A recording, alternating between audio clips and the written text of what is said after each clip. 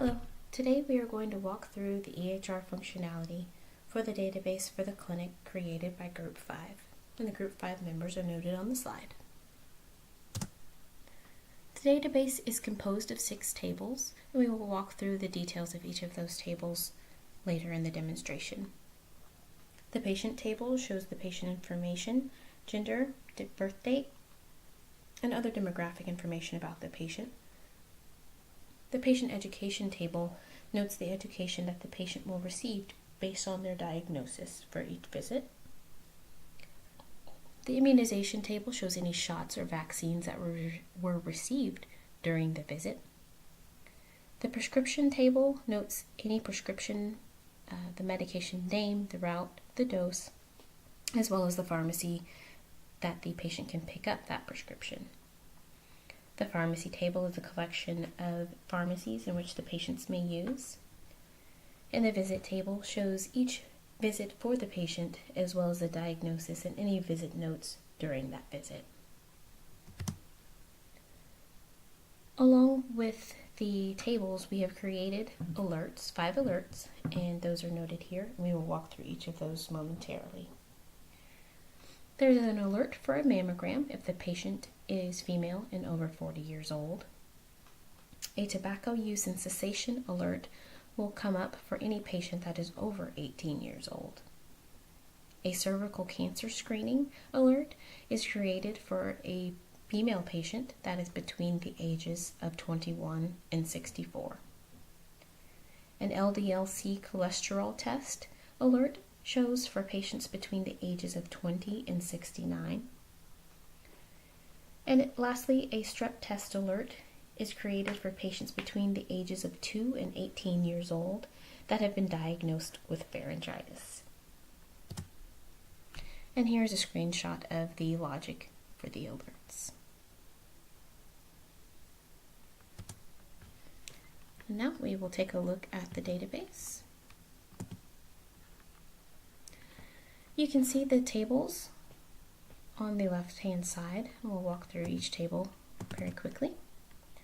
The first table, the patient table, shows the patient ID, patient information.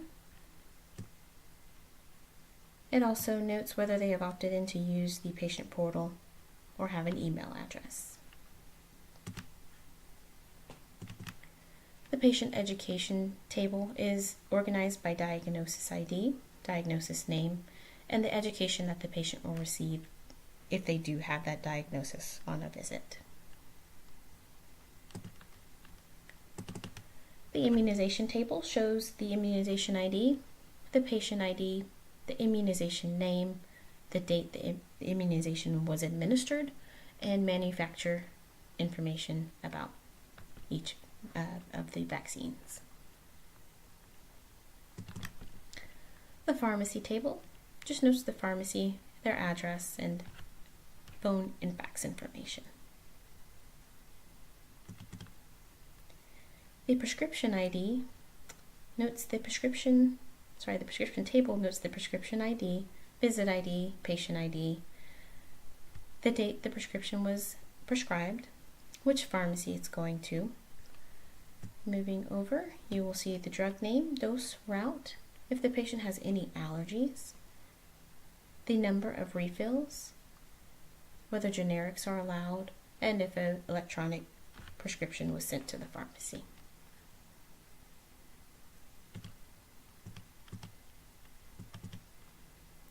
The visit table is organized by visit ID as well as patient ID, the visit date, the diagnosis ID that corresponds to the diagnosis they received during that visit, and any additional visit notes.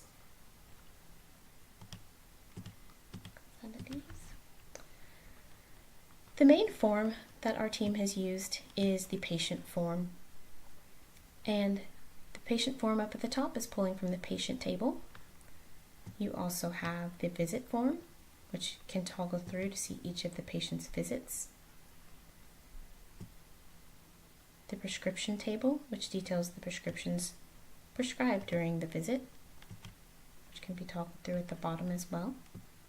And if the patient received any immunizations.